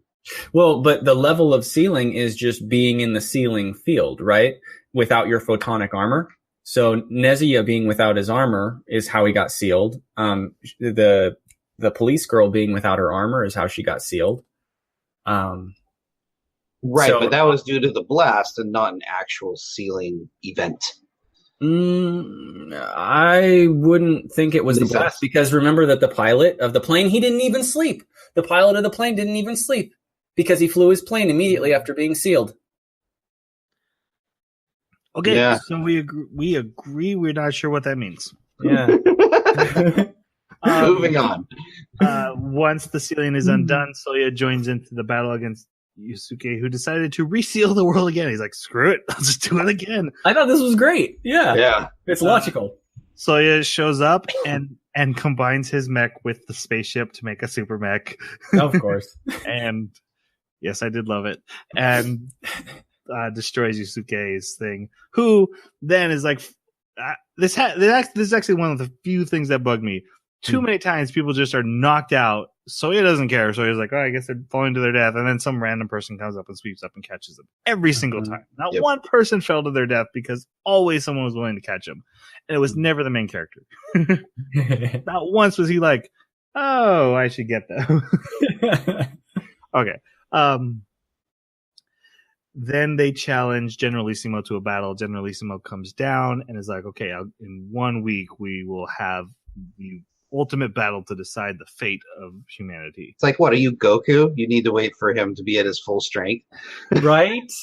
Yes. I was wondering that too. I was like, why don't they just do something now? Because he wants to lose. I mean, no, I agree. I think he wanted to lose. Well, wait, but losing against the dragon just means that the dragon dies, right? As far as he's concerned, it's putting the dragon into the subspace hole. And the subspace storms were supposed to rip him apart. He found a way out the first time. He's never going to find a way out again. He comes out and says that. Why are we talking about the dragon? Wasn't that what we were talking about? No. See, Soya challenges him to an ultimate battle over Earth. And he's like, I'll give you 1 week to heal up. And it's because he wants Soya to beat him. Oh, well, I had a brain fart. Okay. Troy, don't edit that. I will bring that back later. Okay. So then we get our big final battle. Important that everyone shows up to watch it except for Takizo. He stays behind. Basically, this is just a really cool fight episode of starting in your smallest form and powering up, going to space, getting your flying form, going up to your giant spaceship form, losing limbs. And I actually really liked in this fight though when so we find out their real names. Generalissimo is Karelin and Sensei is Rosevere. When Generalissimo is saying, I want to be like you. I want to believe the things you do. You're so self-sacrificing. I just can't do it. Like they're trying to just, win this battle, but they're like, I respect you so much. And also the best visual gag of the giant spaceships, which are their bodies, watching them fight boredly, like they're just sitting there cross-armed. Mm-hmm. That's a very funny visual gag. But it is Takizo who changes the fight. He comes in and chops off an arm that lets the spaceship.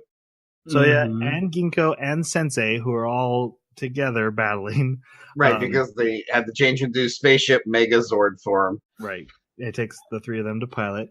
And they managed to. And I like that they punch a hole into the thing, fly out in the cat. The head shrinks. The head shrinks really fast. Yep, they turn into the flying cat form, fly inside, and then again, this is very Gurren Lagann, and then burst out of that.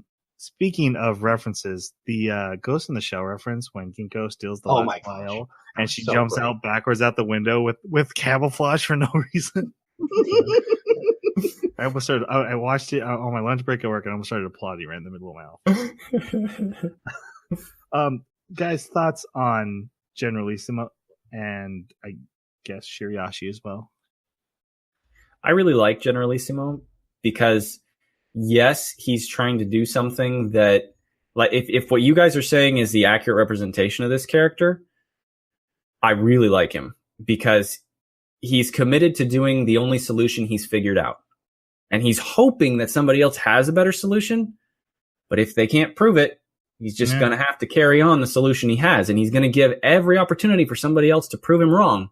But if nobody can, you're getting sealed because it's the only possible way to deal with this. Nobody's presented a better option.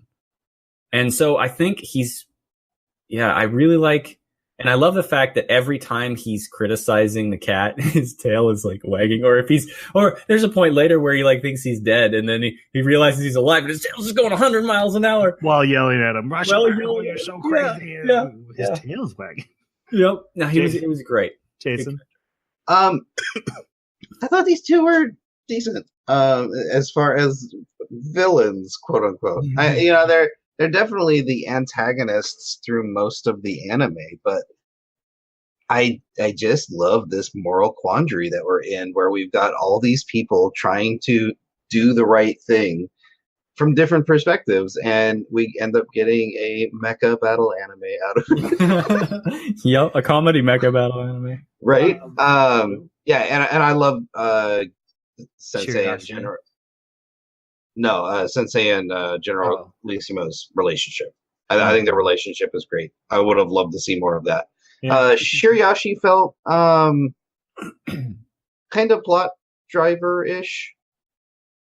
I think my favorite moments with her is when she's trying to be a schoolgirl, especially when she gets found out as schoolgirl, and then all of a sudden she's now full. Because you press your moves against the arm, and you can feel them on the shoulder, and then psychically backlashes from it, and turns her into a regular form. And she's still wearing the schoolgirl outfit that's too small. Yeah, no, it's too small because it's the size of a smaller person. It's awesome. And just no shame either. She's just well, you got me. Really like Generalissimo as the opposite of Sensei, but also his friend. And love that, especially on a guy with good close friends. I disagree with fundamentally on many different things on our podcast. I get that, but for Shiriashi, I had a hard time understanding her motivations or what she cared about or what she believed in. She kind of was just the right arm of Generalissimo, but I never felt like she was invested in what was going on. She just kind of did whatever he wanted. Yeah. She almost seemed lighthearted. And Generalissimo needed a pilot. Right. Oh, that's a good point. Maybe that's the only reason. Yeah.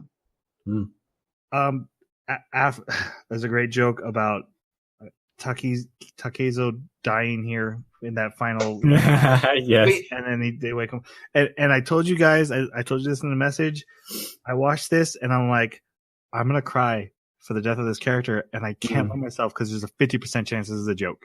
Yes. It was. And it's one of the best things this anime does is that it is very silly and lighthearted in very many places. And it doesn't actually kill the emotional stakes right there. And so I was at this point where I feel this heavy emotion. but I know how silly you are, and I don't know which one you're going with. And Yep. then he starts snoring. But the nice part is that they do actually kill him. Like, Yeah. he does die. 5-year time skip, and he's dead Yes. because he choked on a mochi ball. Yes. This is like a donut. I Right? don't They- know. They even start to make fun of him, and like his spirit's like, "Shut up." Okay, I gotta go kind of fast over these last 2 episodes. It's if you've seen the ending of Gurren Lagann, you'll kind of understand what's going on here. It's basically the final battle of the dragon, because Soya told everyone, guys, in 5 years we're battling the dragon. Everyone get ready. We even get a Star Wars style briefing room.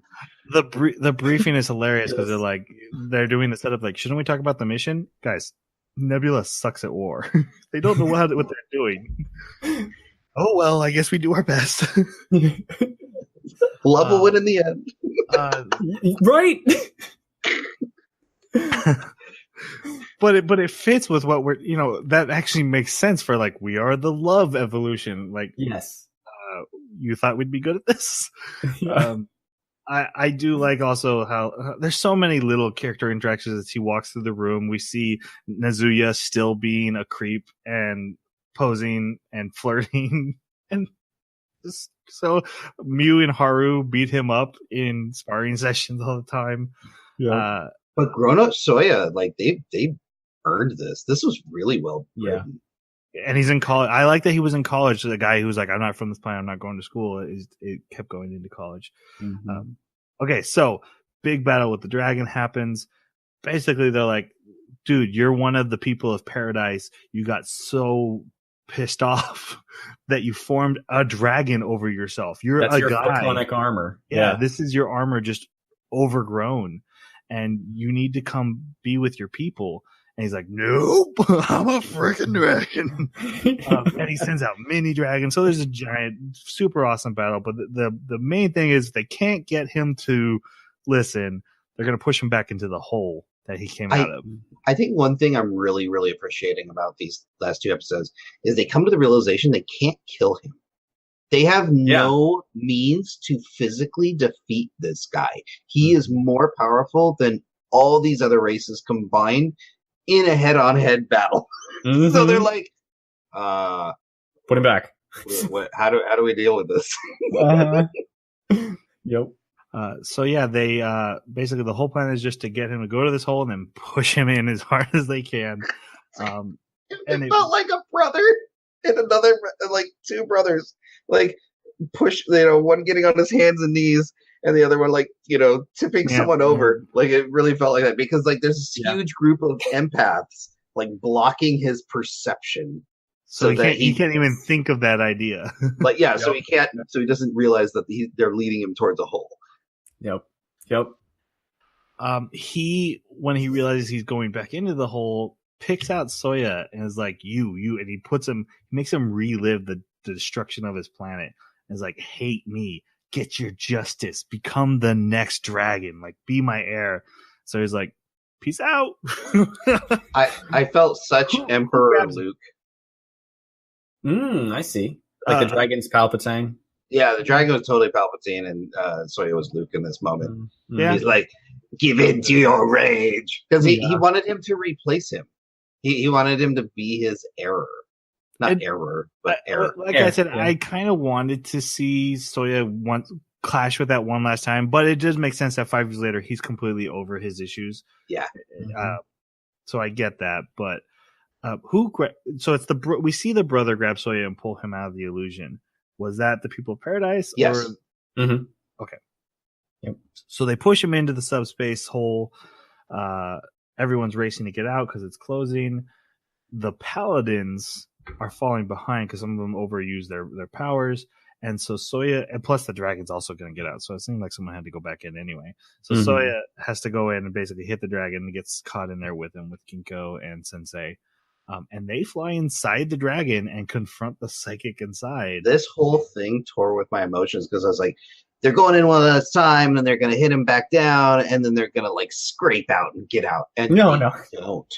The thing seals over with them in. I'm like, What? Are you gonna throw this curveball at me, anime? What are you doing to me? They each have something to say to him. So he was like, "I forgive you." Ginko's like, "Thank you for taking care of my planet." And her reaction to it. Also, I skipped over the brother and sister scene. I'm sorry, my planet tried to destroy yours. And she's like, "You're my brother. We've been together for so long. You're my little brother now." And now they call each other brother and sister. Again, Ginko, sleeper hit for me character. I thought it was a joke, and then really loved her character. And then Sensei being, told you I knew this kid, right? Yep. Yeah, actually, this scene for me is what made Ginko a really, really good character. Before this, I liked her. She was fun. She was entertaining and bratty. But when she was crying while she was saying thank you, that was a very, very well done scene. Like, I finally get to say it. Say it. Right, to have such an important character saying the dragon wasn't a super villain. He was, to someone, he was a savior. Yep. Exactly. And even though she went to go save those people and stop him, she recognizes that too. Okay. I have a really important question. Okay, so the dragon's body starts breaking down. He's dying. The subspace storm is killing him, and the body falls away. The people of paradise say he's with us now. Mm-hmm. So did they save the dragon? They must have. Well, they saved the dude, I guess. Right. That was it. Well, yeah, exactly. And was it because of his? Because the last thing we see is his memory of being with his dad on Earth, being a human. Was that the thing that made him give up the justice and revenge? Kind of like maybe this is how Takizo told him, make him remember being kind and make him remember those times when he was young. Maybe this was the finally enacting that, fulfilling that, which made him remember that time. Man, so was this the plan, or was this just a lucky side effect? You mean, I think from whose perspective? Like, whose plan? I don't really. I guess Nebula, because you had said Nebula is trying to kill him.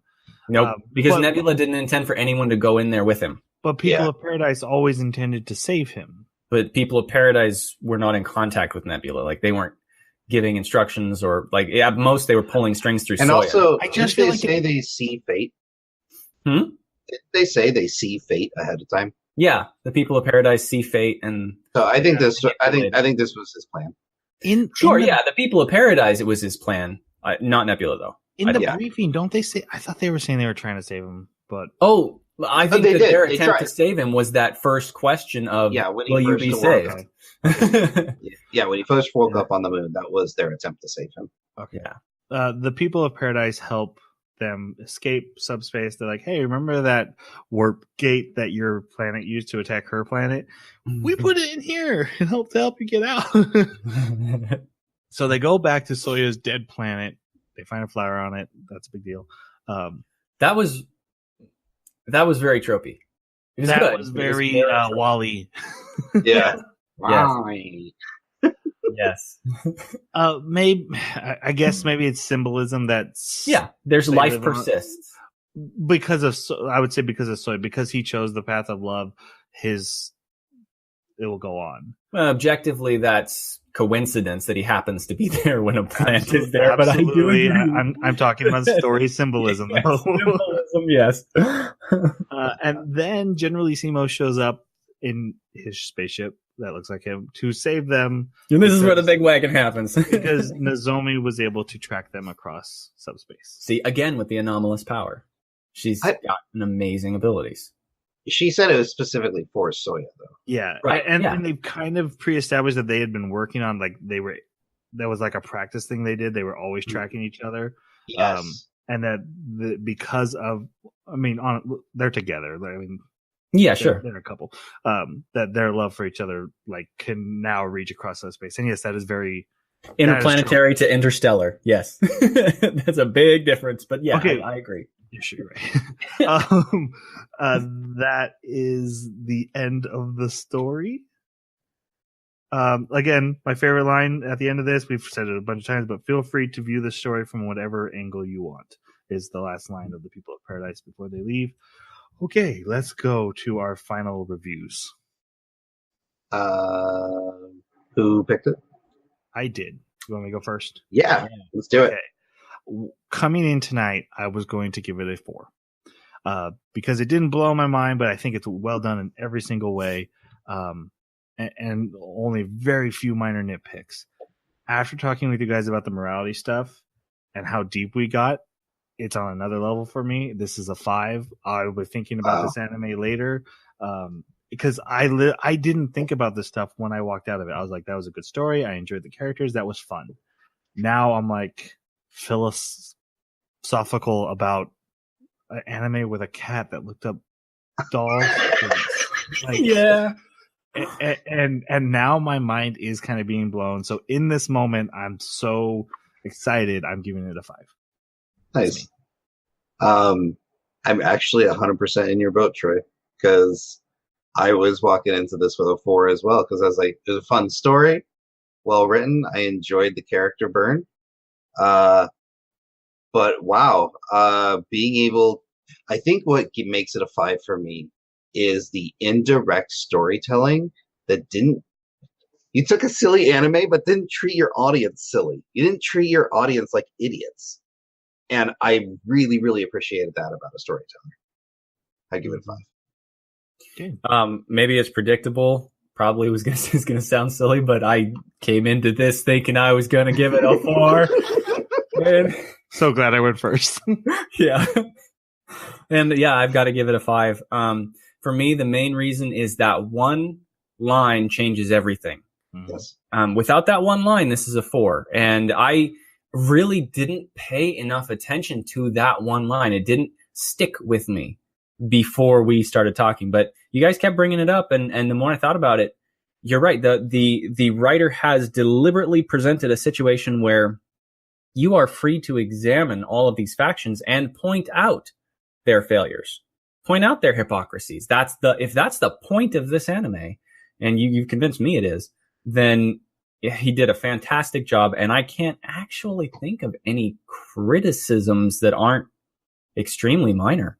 Same I would, but I don't think I would be interested in watching more from this universe. No. Like, this is an encapsulated story, and I think it should stop here. Yeah, no second season. Leave this alone. Yeah, but I definitely 5. Very good. Okay, so the next anime that we are watching is Tokyo Ghoul. We are going to start with the first season. We were going to be doing the second season later, but we're going to start back at the very beginning because the new season is out. It's getting wicked and cruel, and it's almost Halloween when this comes out. Should be. So Tokyo Ghoul is the anime for us. If you have thoughts on Planet With or any other thing we talked about, you can reach us on Twitter at Baka Podcast, or email the animebakaclub@gmail.com, or leave a comment wherever you found this episode. Thank you so much for listening. We hope you enjoyed this slightly overlong ride. Let's say goodbye. Thank you very much for listening. How did Soya learn English? Sayonara.